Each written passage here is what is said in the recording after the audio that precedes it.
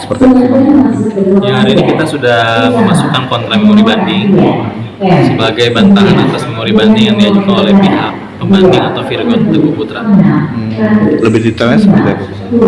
Yang lebih detailnya kontra memori banding ini memang sesuai prosedur harus diajukan oleh terbanding ya, walaupun tidak diwajibkan. Di mana dalam kontra memori banding ini kita mengajukan bantahan terhadap 3 keberatan yang diajukan oleh pihak pembanding atau Virgon.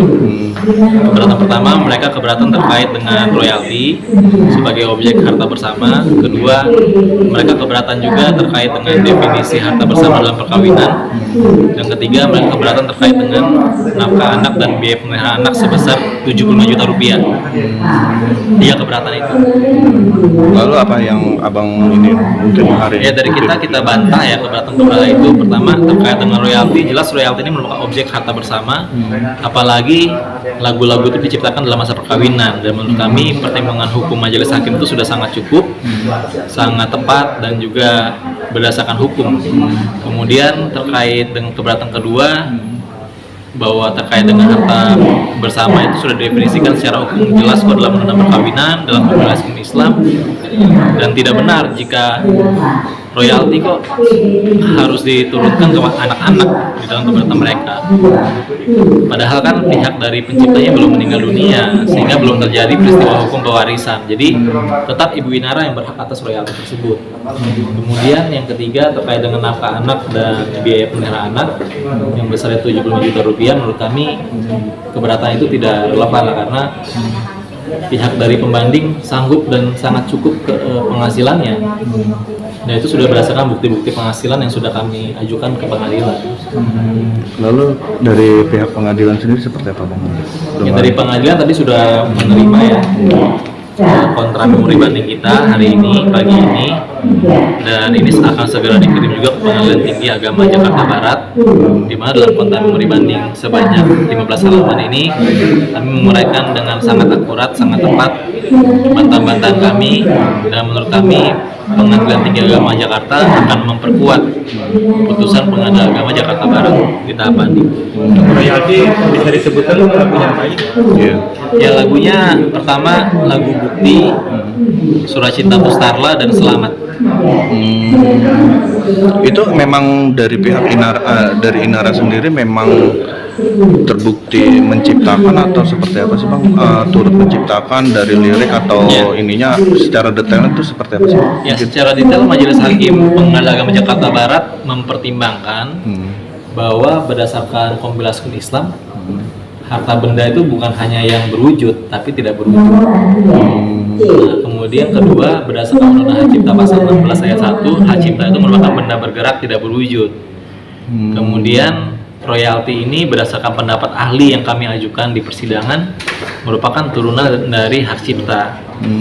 Nah, karena lagu-lagu itu diciptakan pada masa perkawinan, maka seluruh kebendaan ya, hak cipta ini kebendaan, itu harus dibagi dua, ke pihak suami dan pihak istri. Bang, ini kan menjadi pertama kali di Indonesia ya Bang dalam perkara yang seperti ini Bang. Betul. Ini akan menjadi kesulitan atau seperti apa sih Bang? Atau kendala-kendala apa yang mungkin kedepannya yang abang ini Bang? Apa kendala-kendala apa gitu? Secara ini kan menjadi yang pertama ya. Iya, menurut kami tidak ada kendala karena setiap putusan kan bisa dieksekusi melalui pengadilan ya.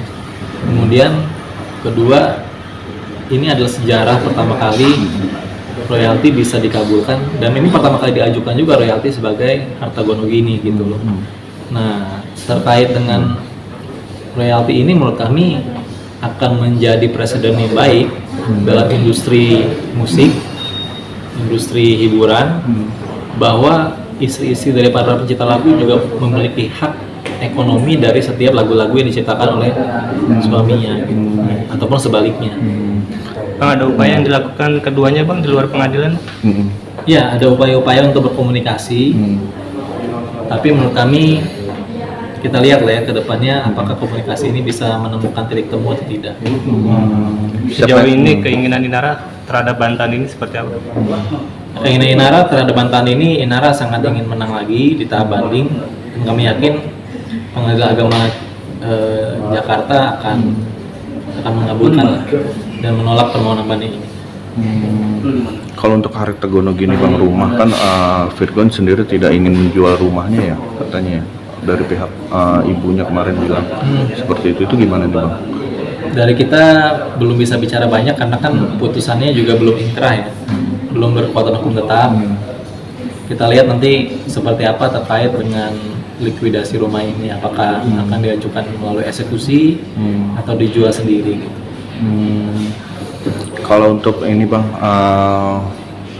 nafkah juga bang, dari pihak Virgon ibunya mengatakan bahwa inginnya membuat rekening sendiri aja, itu khusus untuk anak aja bang, itu gimana nih bang? Ya, terkait dengan mekanisme pembayaran nafkah anak dan bimbingan anak kan 70 juta rupiah ya.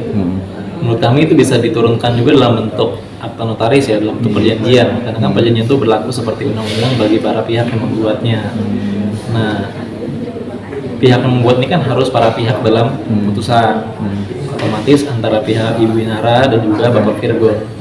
Mengenai mekanisme pembayarannya nanti bisa diperjanjikan di dalam perjanjian tersebut gitu. Dan nominalnya juga inginnya nggak segitu bang, di kisaran 30 gitu. Oh, kalau itu kan tidak bisa, harus sesuai putusan. Harus sesuai putusan. Kalau tidak sesuai putusan kan berarti ada dugaan tindak pidana yang baru gitu. Berapa lama prosesnya ini bang? Iya, ini Setelah pengajuan kontra memori. Setelah pengajuan kontra memori banding, nanti berkasnya kan segera dikirim ke Pengadilan Tinggi Agama Jakarta. Kemudian nanti diproses. Banding itu paling cepat putusannya 3 bulan. Ini kan prosesnya cukup lama bang ya, kalau kita lihat mungkin 3 bulan. Kenapa nggak ada komunikasi dua arah aja bang antara Virgon dan Inara untuk hal ini bang? Mungkin secara baik-baik gitu bang, nggak selalu mesti ke pengadilan seperti ini bang. Ya, dari kami setelah putusan itu, bahkan pada masa pemeriksaan ya, proses pemeriksaan di sini sudah berkomunikasi lawyer to lawyer, principal to principal, tapi selalu deadlock, selalu tidak ada titik temu.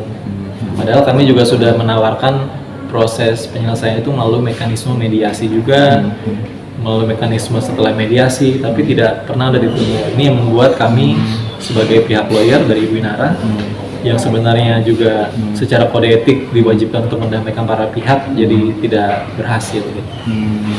Ini lanjutan yang kemarin di Polda bang. Kalau yang di Polda kemarin itu apa tuh bang?